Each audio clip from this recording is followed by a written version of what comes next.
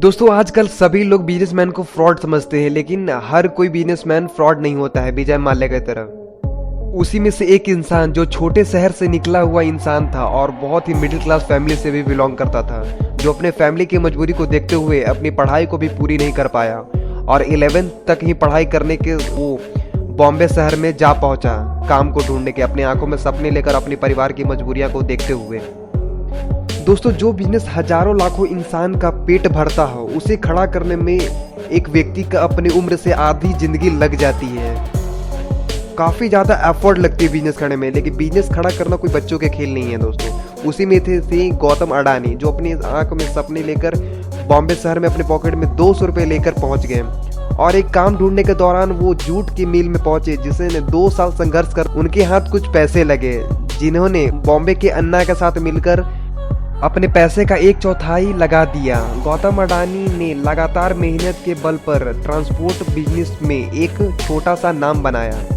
लगातार संघर्ष करने के दौरान गौतम अडानी ने फिर से अपनी फंड को दूसरी जगह यानी कि ट्रांसपोर्ट में ही फिर से लगाया और इस बार काफ़ी ज़्यादा प्रॉफिट आने के बाद गौतम अडानी ने अब ऑयल रिफाइनरी और ऑयल ट्रांसपोर्टेशन की बिजनेस को स्टार्टअप दिया है, जिससे काफ़ी बड़ा नुकसान भी हुआ, जिससे गौतम अडानी काफ़ी ज़्यादा डिप्रेस भी हो गए। मगर उन्होंने फिर से अपनी मेहनत के बल पर वापस बाउंस बैक किया, जिससे उसने फिर अपनी नाकामयाबी को कामयाबी में बदलते हुए उन्होंने फिर से उसमें भी बहुत बड़ा जीत हासिल की और उस बिजनेस को भी स्टैंड किया अपने बल पे। और उस बिजनेस ने गौतम अडानी को फर्श से अर्श पर पहुंचा दिया, जिससे गौतम अडानी का इंटरनेशनली भी नाम होने लगा। गौतम अडानी ने भी इस बिजनेस के लिए काफ़ी ज़्यादा पापड़ बेले, जो अलग अलग देश के साथ कांटेक्ट करने में और अलग अलग स्टेट के सरकारों से उन्हें काफ़ी ज़्यादा मंजूरी और रजामंदी लेनी पड़ी अपने एक्सपोर्ट को बढ़ाने के लिए हर स्टेट में, जिससे पहली बार गौतम अडानी 2016 में दुनिया के टॉप 300 रिचेस्ट पर्सन में से 218वां रैंक को हासिल किया। फिर गौतम अडानी पीछे मुड़कर नहीं देखो और लगातार कामयाबी के मुकाम को छूते रहे। और दोस्तों एक टाइम ऐसा है कि अंबानी को अडानी ने ओवरटेक कर लिया, उनकी जगह पर टॉप 10 की लिस्ट में अंबानी आ चुके थे और गौतम अडानी ने बिजनेस काफ़ी अच्छी मुकाम को पकड़ ली थी।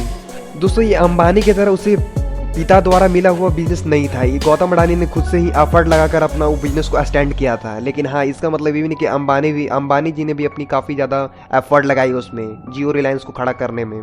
सभी बिजनेस अपनी अपनी जगह सही हैं, लेकिन दोस्तों साल 2023 में वो होता है गौतम अडानी का 2 लाख करोड़ का नुकसान, जिससे उनकी सारी शेयर भी गिर जाती है और वो टॉप 10 से बाहर निकल जाते हैं।